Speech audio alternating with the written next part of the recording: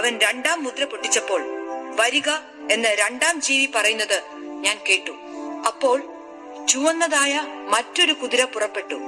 അതിന്റെ പുറത്ത് ഇരിക്കുന്നവന് മനുഷ്യർ അന്യോന്യം കൊല്ലുവാൻ തക്കവണ്ണം ഭൂമിയിൽ നിന്ന് സമാധാനം എടുത്തു കളയേണ്ടതിന് അധികാരം ലഭിച്ചു. ഒരു വലിയ വാളും അവന് കിട്ടി.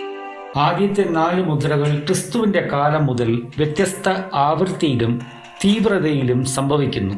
എന്നാൽ കഴിഞ്ഞ നൂറ്റാണ്ടിൽ അവ വളരെയധികം തീവ്രമായി തീർന്നിരിക്കുന്നു. കഷ്ടപ്പാടുകൾ അനുഭവിക്കുന്ന മനുഷ്യവർഗത്തിൽ കൂടുതൽ വഷളായി വളരുകയും ലോകാവസാനം വരെ സഹിക്കേണ്ടി വരും. രണ്ടാം മുദ്ര അവസാനം അടുക്കുംതോറും യുദ്ധം മൂലമുണ്ടാകുന്ന വർദ്ധിച്ചു വരുന്ന നാശത്തെ സൂചിപ്പിക്കുന്നു.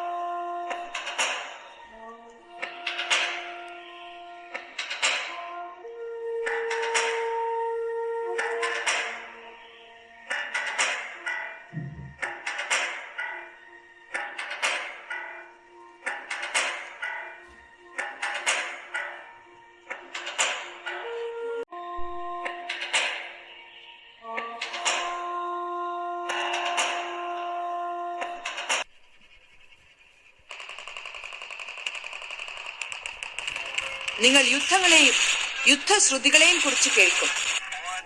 ചഞ്ചലപ്പെടാതിരിപ്പാൻ സൂക്ഷിച്ചു കൊള്ളുവിൻ. അത് സംഭവിക്കേണ്ടത് തന്നെ. എന്നാൽ അത് അവസാനമല്ല. ജാതി ജാതിയോടും രാജ്യം രാജ്യത്തോടും എതിർക്കും. ക്ഷാമവും ഭൂകമ്പവും അവിടെ ഉണ്ടാകും.